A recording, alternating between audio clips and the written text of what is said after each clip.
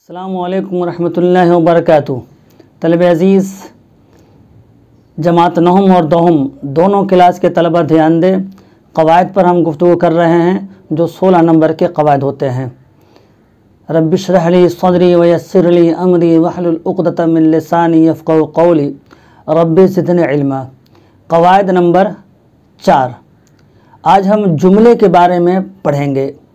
جملے دو طرح کے ہوتے ہیں، یا دو طرح کے جملے کا مطلب ایک جملہ فعلیہ ہوتا ہے اور ایک جملہ اسمیہ ہوتا ہے۔ جملہ اسمیہ کے دو حصے ہوتے ہیں، ایک مبتدا، دوسرا خبر۔ مبتدا کسے کہتے ہیں؟ جب کسی شخص یا چیز کا ذکر کیا جائے تو اسے مبتدا کہتے ہیں، یعنی جس سے جملہ شروع ہوتا ہے۔ عام طور سے جو پہلا لفظ ہوگا وہ مبتدا ہوگا۔ خبر کسے کہتے ہیں؟ جو کچھ بھی مبتدا کے بارے میں کہا جائے اسے خبر کہتے ہیں۔ مثال، چاند روشن ہے تو چاند مبتدا ہے کیونکہ جملہ شروع ہوا چاند سے، اور چاند کے بارے میں بتایا جا رہا ہے کہ روشن ہے، چاند مدھم نہیں ہے، چاند 14ویں کی رات والا نہیں ہے۔ تو چاند کے بارے میں جو کچھ بتایا جائے وہ خبر ہے، چاند مبتدا، روشن خبر۔ لفظ ہے یہ فعل ناقص ہے، یہ جملے کے آخر میں ہے اور ہیں، تھا، تھی، تھے، تھی کا استعمال ہوتا ہے۔ یہ لفظ فعل ناقص کے معنی میں استعمال کیے جاتے ہیں۔ مفرد جملہ۔ اب جملے کے 3 حصے اور ہیں جو 9ویں 10ویں میں بتائے جاتے ہیں، پڑھائے جاتے ہیں۔ یہ 2 نمبر کا یہ سوال ہوتا ہے۔ مفرد جملہ، یاد رکھیں را پر زبر ہے، میم فا پیش مف، را دال زبر رد، مفرد۔ بہت سے لوگ مفرد بھی پڑھتے ہیں جو بالکل ہی غلط ہے۔ مفرد جملہ، جس جملے میں صرف مبتدا اور خبر پائے جاتے ہیں اسے مفرد جملہ کہتے ہیں۔ اس کو یوں بھی سمجھ سکتے ہیں کہ مفرد جملہ میں کوئی ایک بات کہی جاتی ہے، کوئی ایک فعل کا پایا جاتا ہے، جس میں کسی ایک بات کا پتہ چلے اسے مفرد جملہ کہتے ہیں۔ مثال کے طور پر، پہلا درویش 2 زانو ہو بیٹھا۔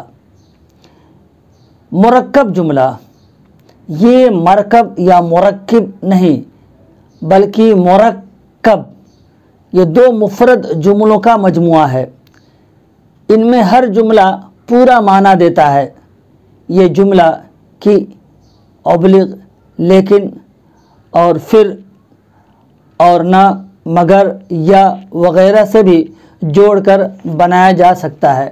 مثال کے طور پر، دنیا میں سب کے ماں باپ مرتے آئے ہیں اور اپنے تئیں بھی ایک روز مرنا ہے۔ یہ 2 جملے کو اس طرح بھی ٹھیٹھ میں سمجھ سکتے ہیں کہ سعید پڑھائی کر رہا ہے اور کامران کتاب پڑھ رہا ہے، یا میں پڑھ بھی رہا ہوں اور لکھ بھی رہا ہوں۔ یہ 2 جملے ہو گئے تو یہ مرکب جملہ ہو گیا۔ مخلوط جملہ، یہ جملے کی تیسری قسم ہے۔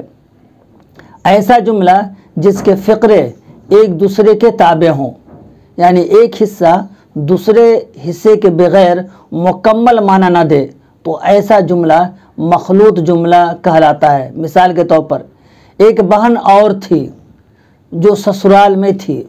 اگر ہم یہاں رک جاتے ہیں ایک بہن اور تھی تو سننے والا سمجھے گا کہ بولنے والا کچھ اور کہنا چاہتا ہے۔ جب تک کچھ اور نہیں کہے گا بات اچھی طرح سے سمجھ میں نہیں آئے گی۔